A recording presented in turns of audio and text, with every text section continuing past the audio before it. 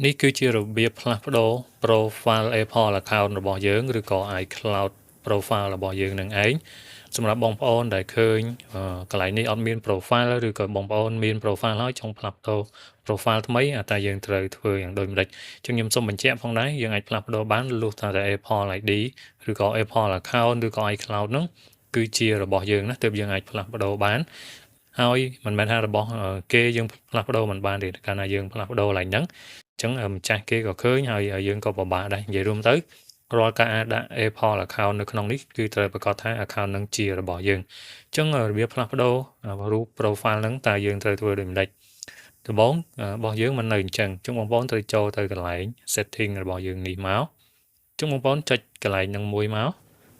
ចឹងបងប្អូននឹងឃើញថាយើងប្រើ account ស្អីគេណាខាងក្រោមហ្នឹងឈ្មោះយើងហើយខាងក្រោមហ្នឹងគេដាក់ email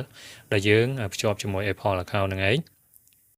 ចុះបើសិនជាបងប្អូនចង់បដូររូបថតនឹងចេញតែយើងត្រូវធ្វើម៉េចគឺយើងប៉ះទៅលើរូបថតនឹងមួយមក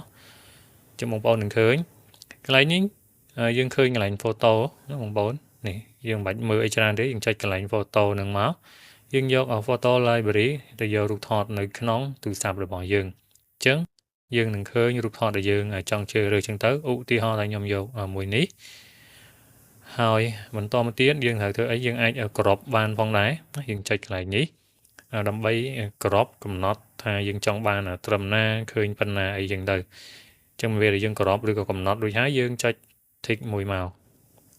ចឹងបន្តមកទៀតយើងប៉ុណ្ណឹងយើងយកហើយយើងចុច choose នេះមួយមកហើយយើងមិនបាច់មើលចំណុចផ្សេងទេយើងគ្រាន់តែដូរ profile យើងចុច tick មួយមកចឹងយើងយកខាងនេះមកណានេះ profile ថ្មីរបស់យើង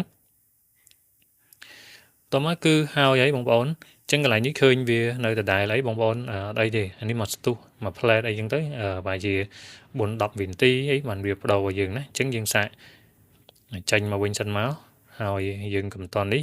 ជួនកាលយើងទៅចេញចូលភ្លាមក៏មិនតន់ឃើញដែរយើងអាច refresh មើលទៅចឹងបងប្អូននឹងឃើញ profile របស់យើងបានផ្លាស់ប្ដូររួចហើយនៅក្នុង Apple account របស់យើងចឹងបើសិនជាមានចម្ងល់អីអាចសួរបានហើយបងប្អូនកុំភ្លេចជួយចុច subscribe ចុចជាវឬក៏ follow នៅ page របស់ខ្ញុំម្នាក់មួយផង